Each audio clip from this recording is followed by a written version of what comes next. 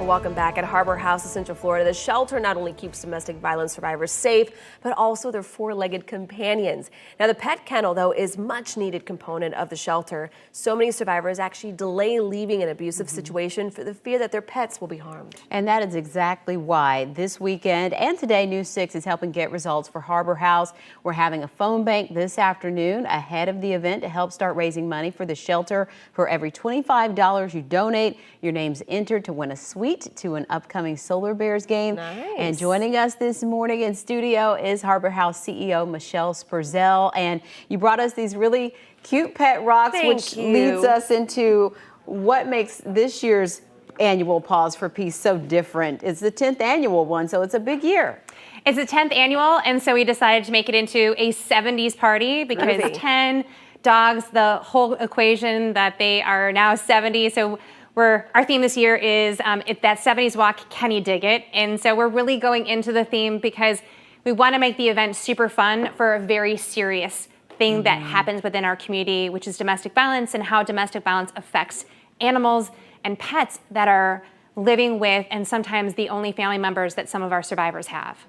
And Michelle, can you kind of give us an idea, because I just mentioned there that some survivors postpone and push back leaving and seeking help because they're concerned about their four-legged friends. I mean, do you have a story there that you can kind of give us an example of that difficulty there?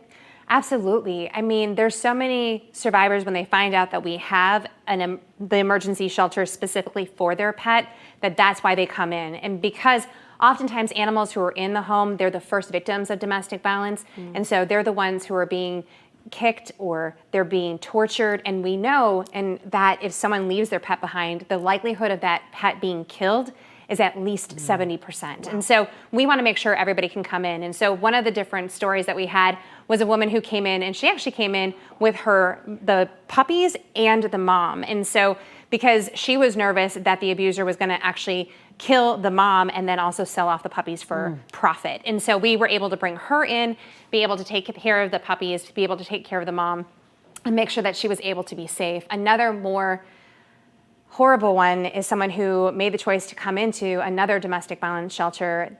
They didn't have a pet kennel available for her.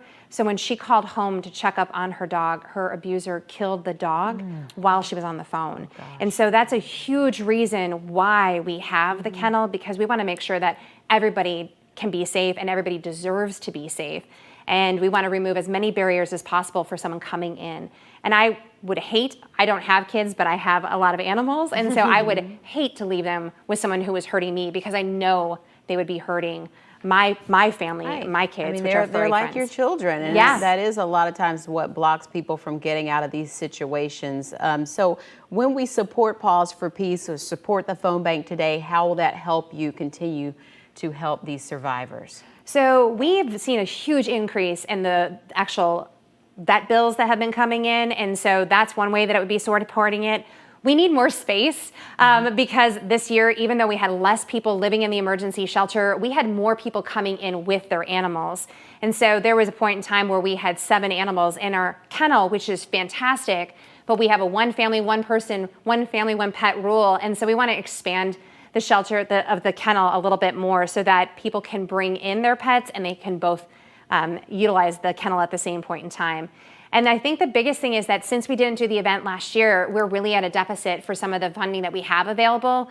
And one thing we did this year, since COVID, a lot of people were coming to us. They were staying at home. They're staying at home with their pets. They're there with the abusers.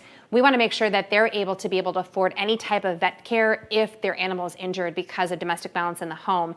So we've expanded our Marvin's Fund program, and that is basically all of the medical care that's available for pets who are injured because of domestic violence.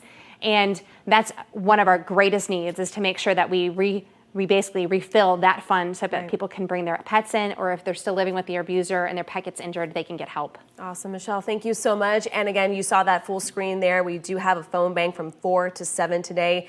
If you can't make it out to the walk, or you of course want to donate, we please ask you to do so starting again at 4 o'clock. Thanks so much, Michelle. All right, it's wonderful because you know that this is something that will really make a difference. Oh, absolutely.